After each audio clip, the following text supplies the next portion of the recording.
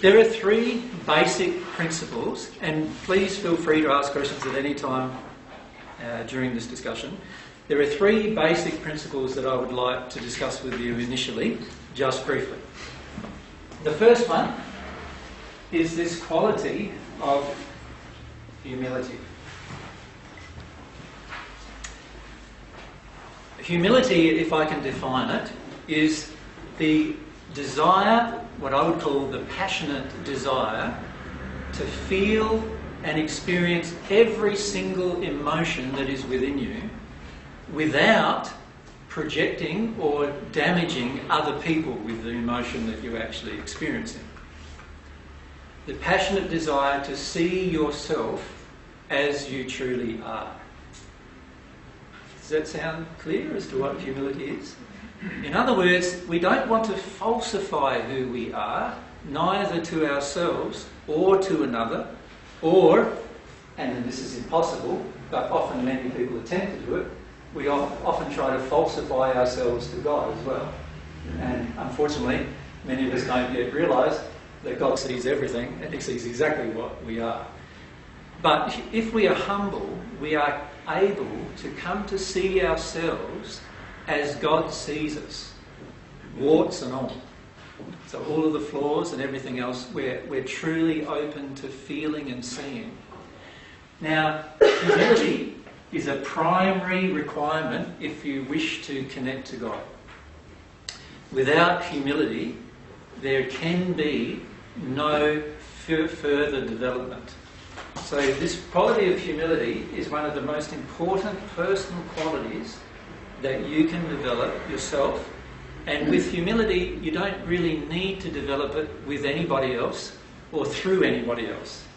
It's a quality that is completely able to be developed from your own heart and soul and through your own effort. Humility is one of those qualities that is very much determined by your own desire. Your desire to be real, a real person, not a fake person or a facade. You know the song Eleanor Rigby, the Beatles? Many of you know that? You remember in Eleanor Rigby, one of the lines is, she stares out the window wearing the face that she keeps in a jar by the door. Right? What does that mean? Well, it's quite obvious, isn't it? That most of us, when we leave home, in particular, we go out into the world and we become a different person. Now, that's not humility. That is only done to impress others or to conform to society or conform to others' desires or so forth. When we're humble, we don't do that. We are the same person home, privately, by ourselves, as we are in front of 1,000 people. Exactly the same person when we're humble. And we don't try to embellish ourselves when we're humble. We don't try to make ourselves look good under certain circumstances. Does that make sense? That's what true humility is. Now, when we have that kind of humility, the beauty of having that kind of humility is that it opens us to the next thing that we need to connect to God. And the next thing we need to connect to God is to be able to accept truth. So you could think of humility as a doorway to truth. Does that make sense? It opens us, when we're humble, it opens us to receiving new belief systems and new truth into our soul.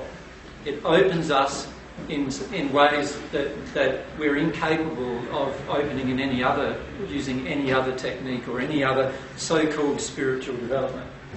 So the importance of humility is that it's a personal quality that we ourselves can develop to open ourselves to be able to listen to and experience more truth. So let's define truth. Truth is God's truth. In other words, the truth as God perceives the universe, but also the truth as God perceives you. So can you see there's two aspects of it? There's what I would classify as the universal aspect of it, and we're talking about external truths here, truths that are external to ourselves. Right? And then there are the truths that are personal, or internal to ourselves. The truth about ourselves. Now, if we're humble, we will be open to both types of truth. But what I find quite frequently is that many of us are totally fascinated with the investigation of universal or external truth, while at the same time, many of us are totally blocked to seeing anything about ourselves. Right? And actually coming to change inside of ourselves. Now, if we have true humility, we will actually be open to truth that is both external or universal, and also truth that is about ourselves, our personal, what's going on inside of us. Really going on inside of us. Not what we would like to keep in the jar by, the face that we keep in the jar by the door, but rather the face that we really are, the person we really have become. And once we can face ourselves, the truth about ourselves, we have the ability to change ourselves. But if you never face the truth about yourself, it's impossible to change yourself.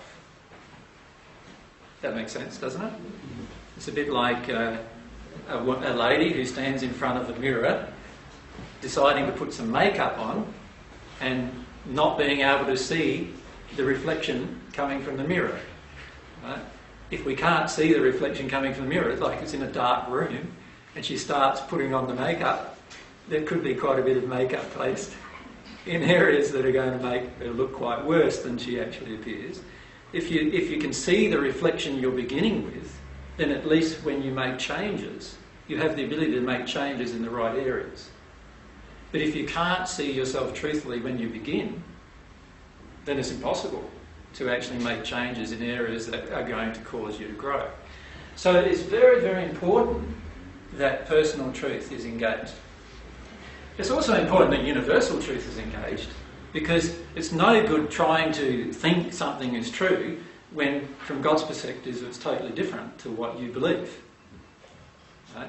So, for example, if I can give one example, if I believe that God is a punishing God and he will destroy the wicked at the time of Armageddon, which is a very biblical way of looking at the future, if I believe that and yet God's not going to do that, then I'll be waiting for that event for the rest of my life and nothing will happen.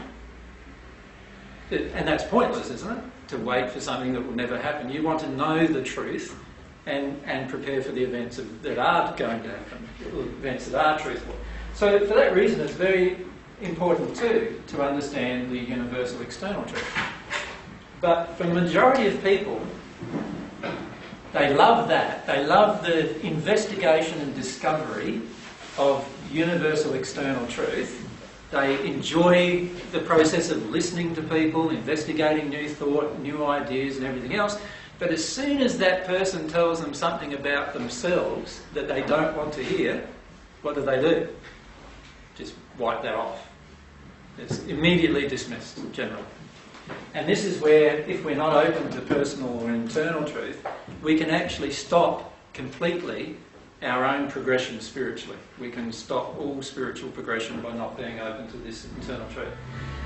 So for those who have just arrived, basically have discussed so far humility, which is this passionate desire to feel everything that's going on inside of yourself and present yourself truthfully to the world in all circumstances and situations.